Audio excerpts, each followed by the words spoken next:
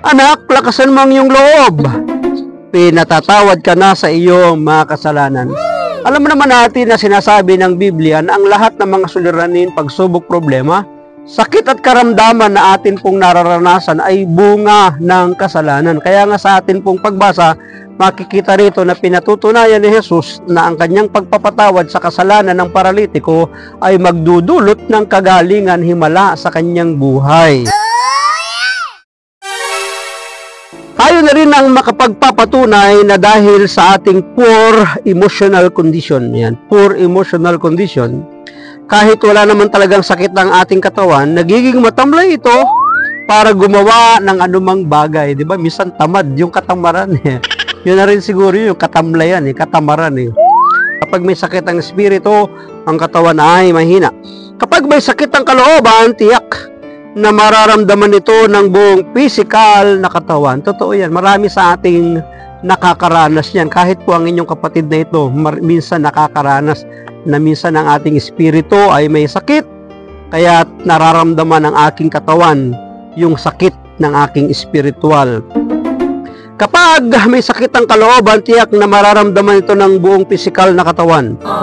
Kung maganda at masaya ang disposisyon, gumagaan ang pakiramdam ng katawan. Yes! Malinaw na hindi lamang pisikal ang karamdaman ng tao, mayroon ding espiritual na pangailangan ng ating buong katauhan. Kailangan pagalingin din.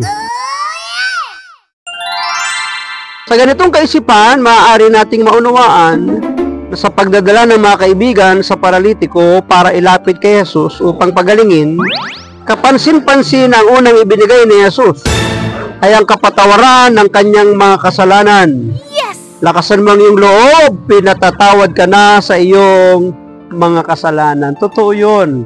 Ang unang munang dapat na gumaling ay ang kanyang espiritu, kaya nangangailangan ng pagpapatawad ng kasalanan. Kaya lang, yung mga tao sa kapaligiran ay parang itinuturing nilang paglapastangan ito ng ating Panginoon sa Diyos.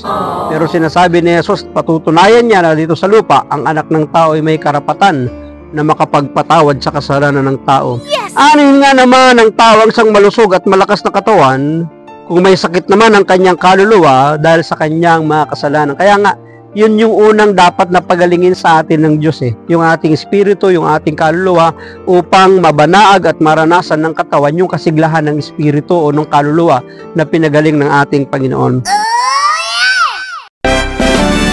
Kaya nga pag nilayan, pansamantala lamang ang pagpapagaling sa ating katawan sapagkat papanaw din tayo. Totoo yun.